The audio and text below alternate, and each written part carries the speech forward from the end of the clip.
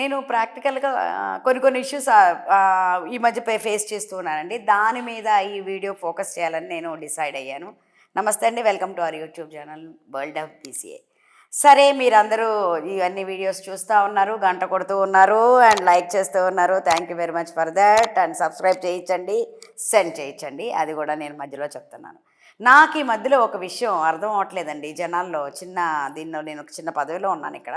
మన మాదో చిన్న సొసైటీ, చిన్న సొసైటీలో చిన్న పదవి. దానికే నేను ఎన్ని ఫేస్ చేస్తున్నానంటే నాకు ఒక విషయం అర్థం అవ్వట్లేదు. జనాలు అసలు పాజిటివ్గా ఆలోచించరా ఏంటి, దానికి కారణం ఏంటి అని డీప్గా నేను ఒక సైకాలజిస్ట్ దగ్గరికి కూడా వెళ్ళాను.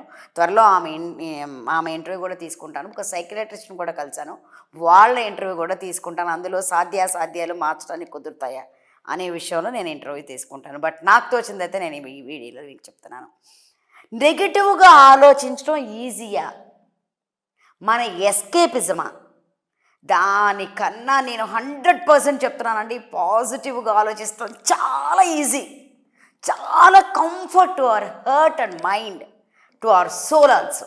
ఏదైనా ఒక విషయాన్ని ఇది జరుగుతుంది, దానిలో పాజిటివ్ ఆలోచిస్తే మనం చాలా ప్లెజెంట్గా ఉంటాము, మన సోల్ చాలా ప్లెజెంట్గా ఉంటుంది, మన హర్ట్ చాలా హ్యాపీగా ఉంటుంది, మైండ్ చాలా పీస్ఫుల్గా ఉంటుంది.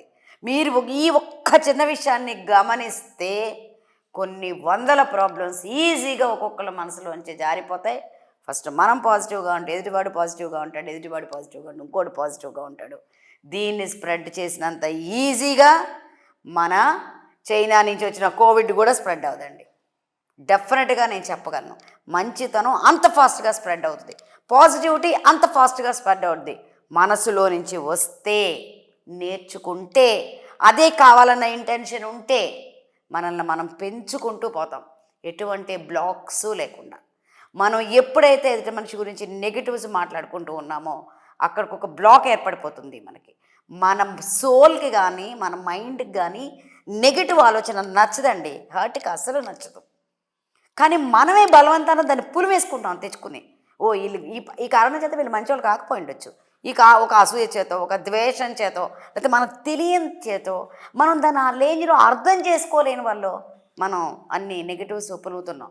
నాకు ఈ మధ్య పవన్ కళ్యాణ్ గారి కానీ వీళ్ళు చేస్తున్నటువంటి పనులు, ఎక్కువ విమర్శలు పవన్ కళ్యాణ్ గారి నుంచి వింటున్నానులేండి. ఆయన చేస్తున్న పనులు చూస్తుంటే కొంతమంది పనిగొట్టుకుని విమర్శిస్తూ ఉంటారండి. అసలు వాళ్ళ యాటిట్యూడ్ అదే. వాళ్ళు డబ్బుల కోసమో దేనికోసమో చేస్తారు, ఓకే రైట్, అది. కానీ అది వాళ్ళ ఆహార్యం కాకూడదు.